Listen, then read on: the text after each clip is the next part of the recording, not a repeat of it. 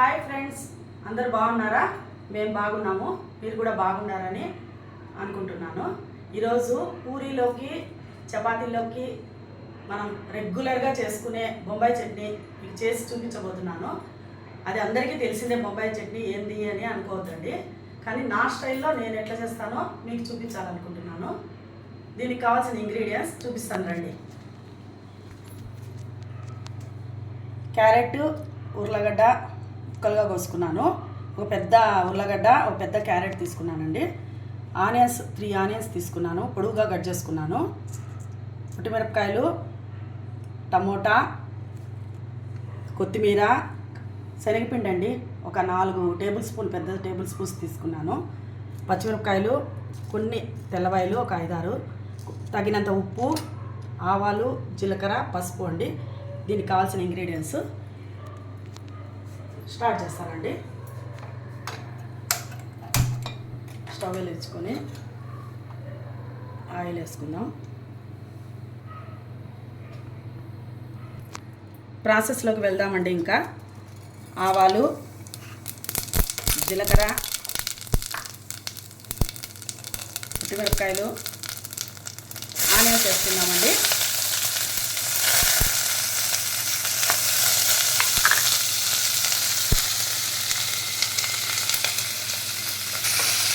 Onions మగ్గుతున్నాయండి.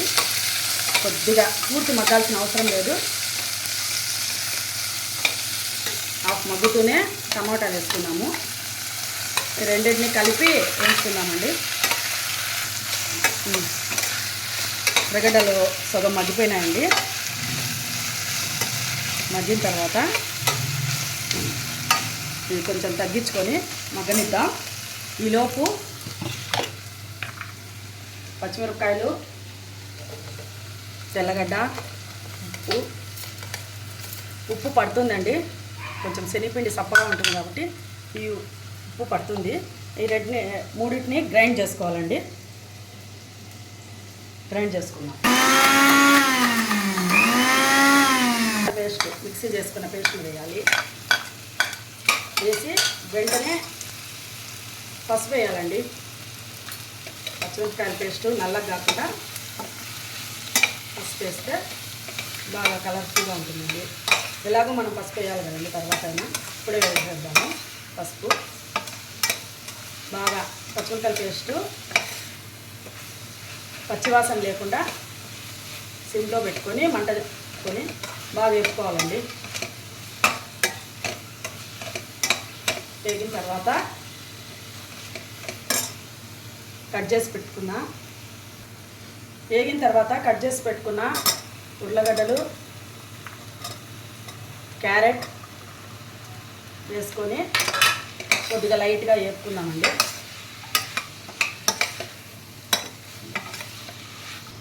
లైట్గా వేగుతూ ఉందండి. అంతా కలిసి దీన్ని అలాగే ఉంచేసి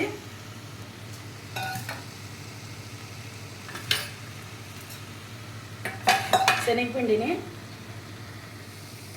నీళ్ళు వేసి కలుపుకుందామండి. ఉండలు లేకుండా కలుపుకోవాలి.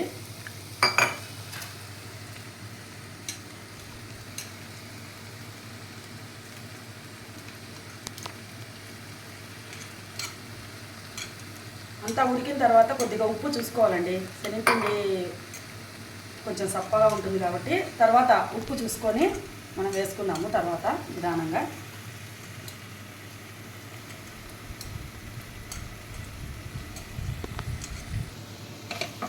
కొద్దిగా లైట్గా వేగినాయండి. వేగిన తర్వాత ఒక గ్లాస్ నీళ్ళు వేసుకొని, ఉర్లగడ్డలు, క్యారెట్ ఈజీగా ఉడుకుతాయండి.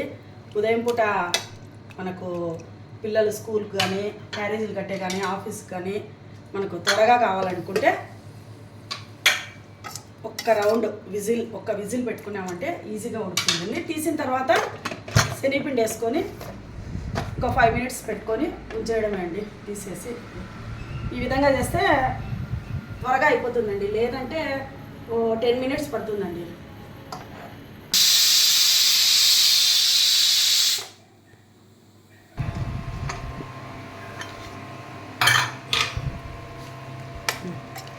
తిక్కిపోయిందండి.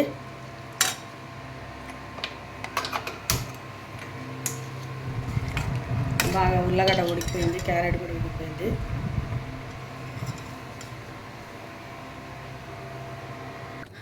శనగపిండి వేసుకుందామండి. శనగపిండి వేసుకొని కలుపుకుందాము. ఒక 5 మినిట్స్ శనగపిండిని ఉడికించుకుందామండి. బాగా గుబుగా వచ్చి ఉడకాలండి, బాగుంటుంది. ఇప్పుడు దగ్గర అవుతుంది కూడా. అలాగే ఉడకాలనా? మూసిపెట్టేది ఏం లేదా? ఏం లేదు ఇట్లా. సరే.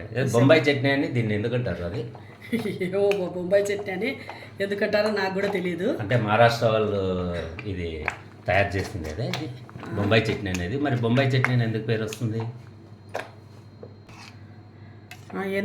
బొంబాయి చట్నీకి ఆ పేరు ఎట్లా వచ్చిందో నాకు కూడా తెలీదు. చిన్నప్పటి నుంచి తింటూనే ఉన్నాను, పూరీలోకి చపాతీలోకి. ఇదైతే నాకు కూడా తెలీదు. నేను కూడా బాంబే చాలాసార్లు వెళ్ళాను, కానీ బాంబేలో బొంబాయి చట్నీ అని ఎక్కడ నేను వినలేదు. దోశలు వేస్తారు, మామూలుగా దోశలకు పూస్తూ ఉంటారు, కానీ బొంబాయి చట్నీ అని అక్కడ కూడా పూస్తారా? దోశలకు బాగా పూస్తారు వాళ్ళు. నేను ఎప్పుడు వినలేదు. ఆవిడ బిజినెస్కి వెళ్ళినప్పుడు నేను చూస్తాను.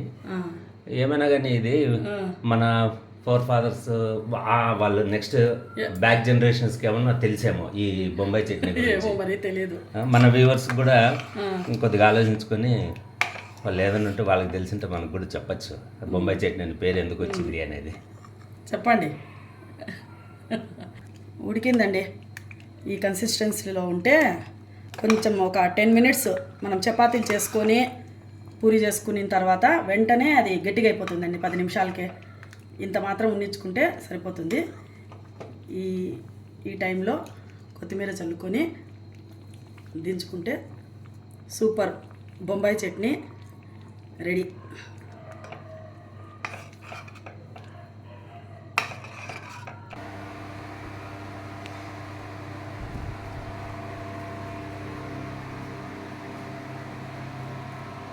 బొంబాయి చట్నీ రెడీ అయ్యిందండి. నేను చేసిన విధానంగా చేసి చూడండి. బొంబాయి చట్నీ ఈ విధంగా చేస్తే మీకు నచ్చితే ఈ రెసిపీ లైక్ చేయండి, షేర్ చేయండి, సబ్స్క్రైబ్ చేయండి మా ఛానల్ని ప్లీజ్ అండి.